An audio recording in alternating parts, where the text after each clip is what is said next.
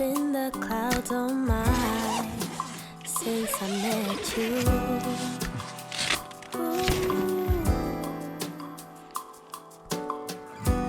Heart out of my sleeve, now what will I do? Danger. You celebrate me like no other man. My femininity takes off like a champagne bottle. The sun has been outshined. The planet's totally alive. I'm bitten. They're bitten. I'm bitten.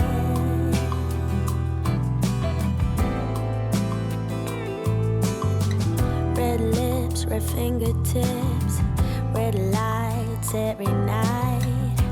Since I met you, it's been somehow rational's been flushed down the toilet by us. Oh, what a madness.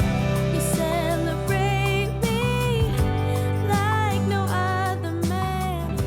My femininity takes off like a champagne bottle. The sun has been Na, viską pasidariau jau prie kompiuterio. Toks vaizdas atrodo, praeitas vaizdas buvo, kai tik atvažinėjau, o dabar jau pasidariau. Taip, jau viską atlikęs, bet dar reikia pavalgyti, pasidaryti. Suvalgiau vakarykštę tuos makaronus su daržovėm, bet manau neužteks, tai dar pasidarysiu gal sumuštinių kokių. Ar dar kažką perkasti. Kažkaip vėsoko laikosi ir laukia nėra per šilčiausiai, bet oras atrodo geras bus šiandieną, geras. Palikau tą degalinę, kur buvau. Važiuoju paieškosiu vietos, kur pavalgyti dar, papietauti. Griaužiu obuoliuką ir kažkur čia paieškosiu. Čia taip iš vienos, iš kitos pusės degalinės. Kavinių yra. Spar parduotuvė, ten Rema 1000. Toks atrodo prie greitkelio tiesiog sustojimas. Manau, Norvegija artėja man prie paskutiniųjų dienų. Dabar važiuoju link tokio Horten miesto. Iš Horten bus keltas į Moss.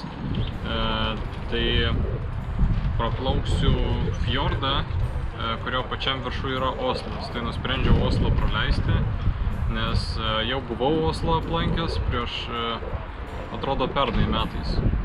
Ir nežinau, jau kažkaip tenais prasaulinėti, tai man dar kokios 3-4 dienos papildomai. Tad nusprendžiau šį kartą praleisti. Ir jo link Horteno, tai man kokios 2 dienos. Ir tada persikeliu į Moss. Ir tada iki Švedijos sienos nuo Moss lieka 100 km. Nu tai dar, sakykime, 1,5 dienos. Tai galima sakyti, Norvegijoje prasideda paskutiniosios dienos. Lieka apie 3-4 dienos ir įvažiuosiu į Švediją. Liks jau visai nedaug. Artėsim prie kelionės pabaigos. Ir ką, dabar pietus, tai sumuštiniai ir avižų pasišildžiau. Nu, pasišildžiau, nes jau paskui pradėjau jau virėsi, tai jau jautėsi, kad šiek tiek pradeda kepti tenais, jau nevirti, nors ir maišydavau. Tai žodžiu, palikau šiek tiek pabrinkti, pavalgysiu taip, užkasiu ir pradėsim. Ai va, susipilsiu į marmelado stiklainiuką, tą košę, tai išsiplausiu stiklainiukas ir gausiu šiek tiek dar marmelado. Tai skanauju ir susitinkam kelyje. O, šiandieną visai stiprus vėjas į nugarą, o kaip medžių šakos linksta. Su vėjeliu čia važiuosiu. Kai atrodo pristabdė, šiek tiek važiuoju, net ir jaučiasi, kaip į nugarą man pučia. Tai nestabdau tada.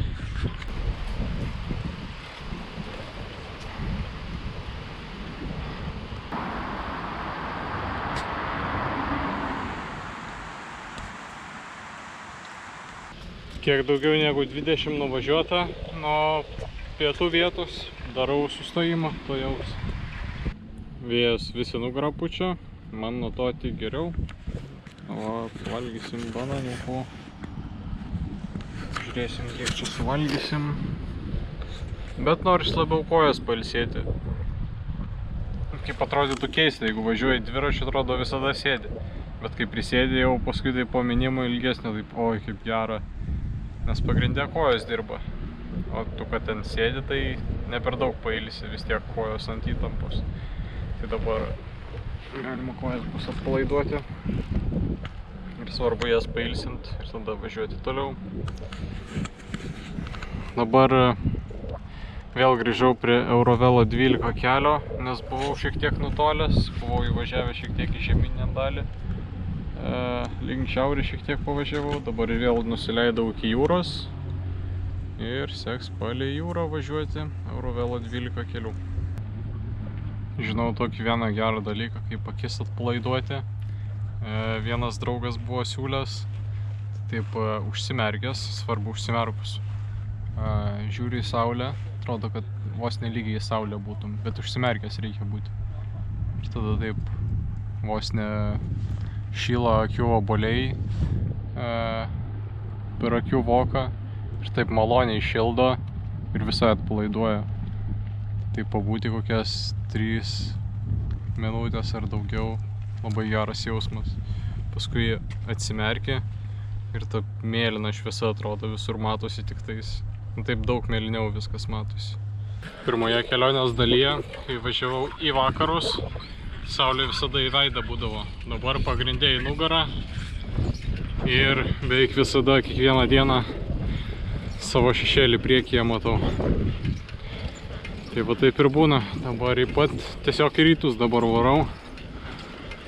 Tai ir bus ir Švedijoje taip į nugarą saulė. Ir dabar laikosi kol kas.